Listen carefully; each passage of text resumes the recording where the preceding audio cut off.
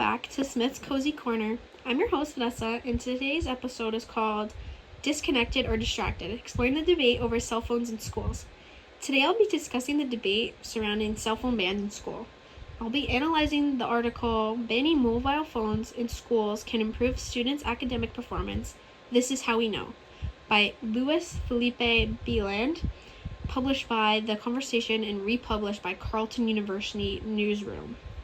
In this episode, I'll break down Bieland's argument by looking at his thesis, his methods of proof, rhetorical devices, figures of speech, and his tone. I will also compare his ideas with an opposing article, The DOE Should Not Implement a System-Wide Cell Phone Ban, and share my own opinion on whether schools should restrict cell phone use.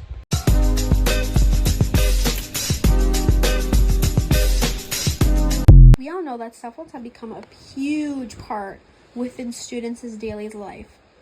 We know that they can be helpful for things like communication, emergencies, and learning, but many schools now are questioning whether or not they create more problems rather than they do benefits. This debate over cell phones in classroom has become a major issue because of teachers and researchers are all concerned about the distractions it causes, the lower attention levels that kids have now, and the effect that cell phones might have on their academic performance.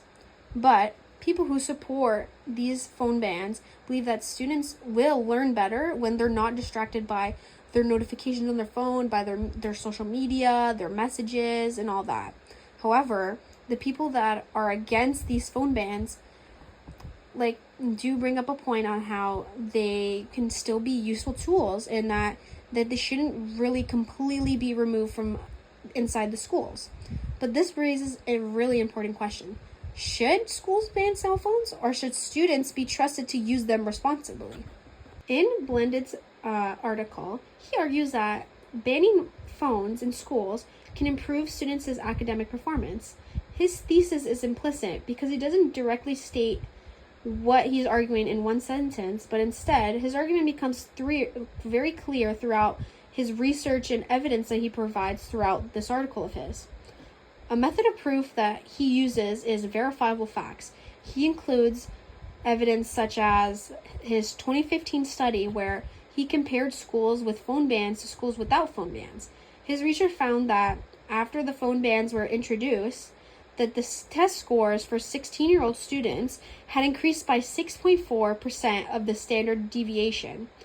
Including this statistic strengthens his argument because it shows that his argument is supported by all this evidence that he's gathering rather than him just discussing his own personal opinion on this. Another method of proof that he uses is the appeal to authority figures and experts. Bieland refers to the other studies from other countries such as Spain and Norway that have found similar results.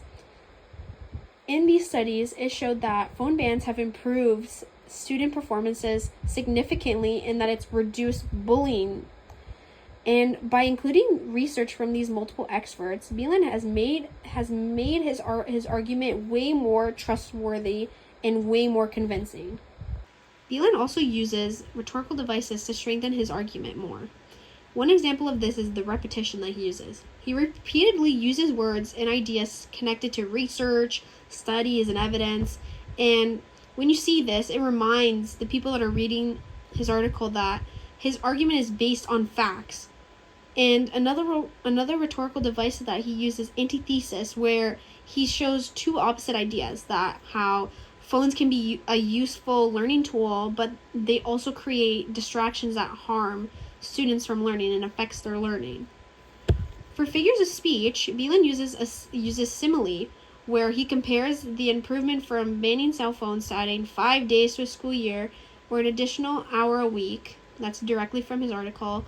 And this comparison really helps us understand how significant the improvement is by connecting this statistic to something familiar. He also uses a paradox by showing that phones can have both a positive and a negative effect.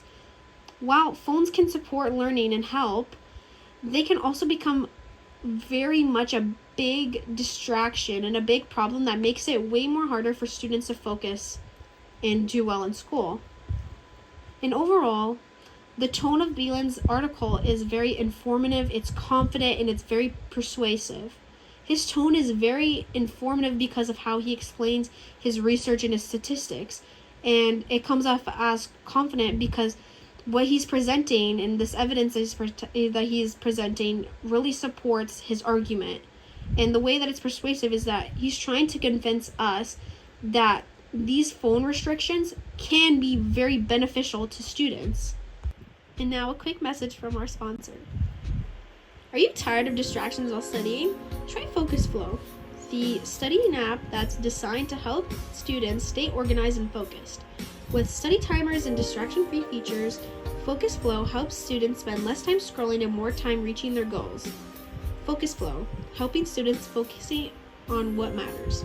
Taking a look at both articles, I truly believe that schools should ban or at least have like a high restriction when it comes to cell phones because of how they really like have an effect on students' focus and on their academic performance.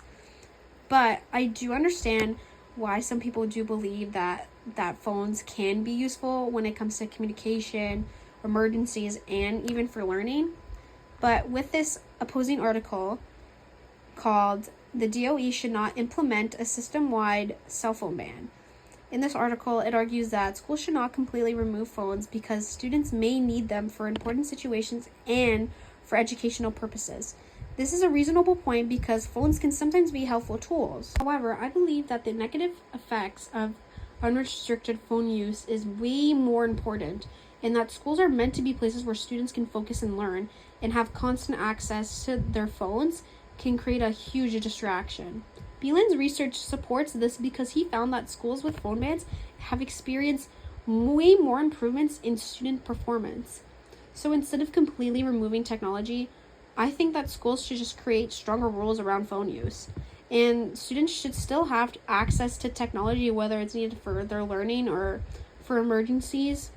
But I do not think that phones should be available the whole time during class. I think it should just be available like if a teacher or whoever allows it to be out and about.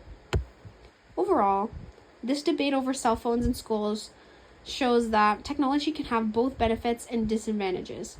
And after analyzing Beeland's article, banning mobile phones in schools can prevent students' academic performance, this is how we know. I agree that schools should create stronger restrictions because students' focus and education should be the priority. Anyways, thank you so much for listening to Smith's Cozy Corner. I hope this episode really helped you understand both these sides of the cell phone debate and think more about how technology really affects learning. Join me next time for another important discussion on all these important issues and all these different perspectives. Thank you so much.